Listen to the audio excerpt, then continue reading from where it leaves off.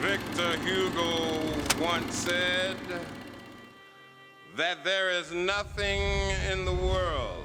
I had a hunch that we could do something that really foregrounded sound and an experience of sound as a way to be distinct and also memorable to people.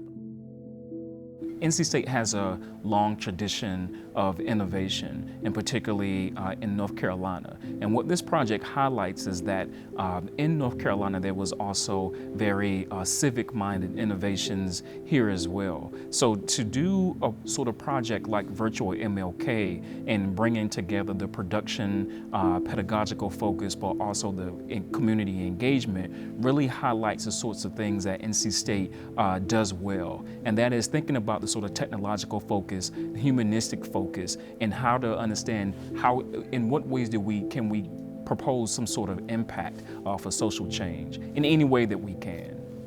You can actually approach this website starting from anywhere. The great thing about it is, depending on what you want to get out of it, there is a place that is probably intuitive based on the title.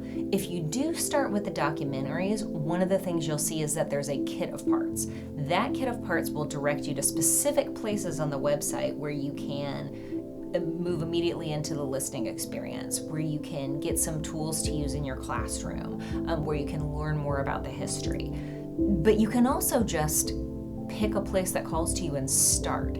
Anywhere you go will help direct you out to the other parts that are available to you on the website.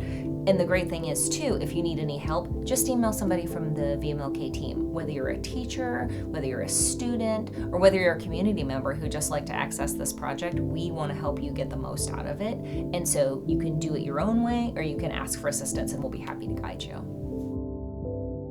So for the public speaking course, one entire week more or less is dedicated for this vMLK activity. What we do in the classroom, initially I take the students to the website and then we watch the documentaries together. There are two specific documentaries that I generally want all of us to watch together, and then I follow it up with some discussion questions, and then it is mostly followed up by taking all of them to the visualization lab of the library where they actually get to experience it. I generally have an assignment as well, also which they do after they are done with this listening experience. I first start talking about their personal values and why that's important in a communication class. The creative protest came from students' values of social justice, fairness, and their rights as human beings in America, as granted by the Constitution and the Bill of Rights. In preparation for the speech, now because I am, teaching students how to write rhetorical criticisms, for me it's so important that students understand that the Fill Up the Jail speech, a creative protest, did not emerge in a vacuum, that it was in response to a particular history of exigencies or imperfections marked by urgency. And so the segregation that unfortunately existed far prior to King giving this address. And what I find is that the Counter Histories documentary allows students to understand from the voices of folks that participated in the Royal 7 ice cream sit-ins that it didn't emerge in a vacuum, that it was at the right moment, the right response in history. At Malloy, we have a course on video storytelling, and a lot of times that ends up being much more like documentary work or documentary related, but thinking about video storytelling in relation to having or creating an embodied experience through something like virtual reality or through gaming simulations.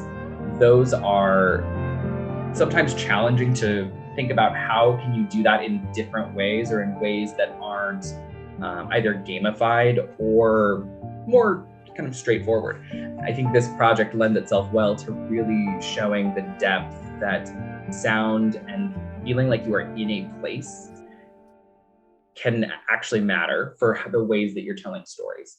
Our most important community partners are, of course, the White Rock Baptist Church. And the White Rock Baptist Church, we have some history of their connection to this particular moment in history, as well as other kinds of activism. So they're an incredibly active church community and have been for a long time. And so they are our central and most important partners.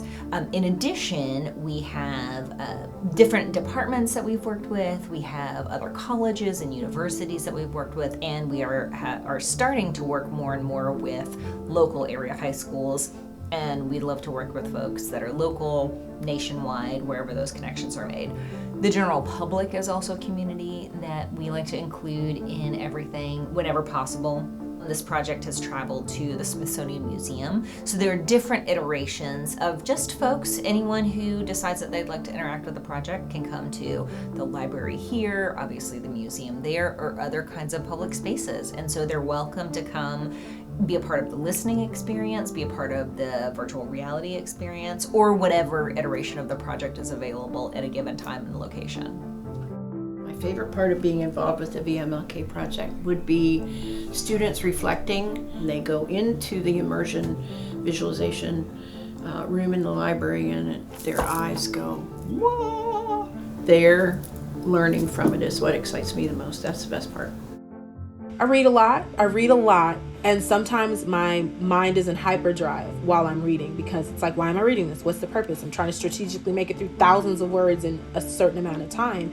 But what this speech, especially experiencing it in the library, allowed me to do is just sort of stop and just sort of slow everything down and really sort of take in what this moment meant then and how important it still is now, you know, even in 2022. One of the hugest takeaways, I think, from this project, and one of the things that I carry with me, is there's always more to learn. There's always more to know. It's incredible whenever moments in history can be recovered or experienced in new ways for folks. One of the things I would love to share too is any community member, group, classroom, anyone who thinks they might want to use this project, there's probably a way that we can incorporate it into the event or the location or the community in which you want to share it. So definitely feel free to reach out and let us help you use what's available online to your best advantage. And remember that both history and destiny is on your side. All the stars in their course are supporting you. Go out with the attitude that God is with us and we have a cosmic companionship. And one day, historians in this era might be able to say, there lived a great people, a black people, who injected a new meaning into civilization.